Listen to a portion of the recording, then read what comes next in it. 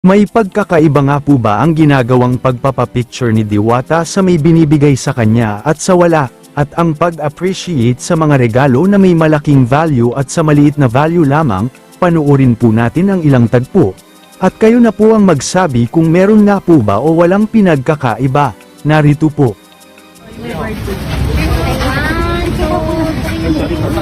Oh, pilapag. Baryalan to. Baryalan to naman. May paulit.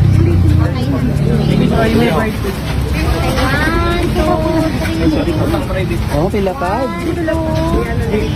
Baryalan to. Baryalan to naman. May paulit. Nakapaulit ko si Kuya. Ano nyo na yung page niya? Diwata sa YouTube. Pangiti lang to. Galing Japan. Hindi pangiti lang yan. Lapad. Hindi yan lapad. Anong money yan? Oh, mahana sa Japan. Hello, shout out. No mo ara gito sa Brazil. Pera Japan. Okama, Japan. Bakla yung kama. Maraming salamat. Ilang lalaki na naman to? Hindi, ano lang yan. Pangiti lang yan. Ilan to? 1,000? 1,000 lang sa Japan, pero marami kang mabibili sa Japan yan eh. Kaso, wala tayo sa Japan eh. Ay, papalitan na, dala. Palitan ko na to. Hindi na, pangiti mo lang yan sa wallet. Hindi, 150 lang yung lalaki ngayon. Ilang ba? Dalawang lalaki. O, dalawang lalaki. Pwede Ayun na. na kami. Salamat ha, ingat. Ingat sa Japan. Maraming salamat sa Bernice Dried Fish. Ayan, oh, binigyan ako. Tamang-tama talaga. Hinahanap ko to kasi favorite ko talaga maganitong klaseng ulam. Masarap ito kapartner ng gulay. Kaya naman mamaya, ito ang ulam ko. Kaya maraming salamat dyan sa Bernice Dried Fish. Thank you so much. I love tuyo.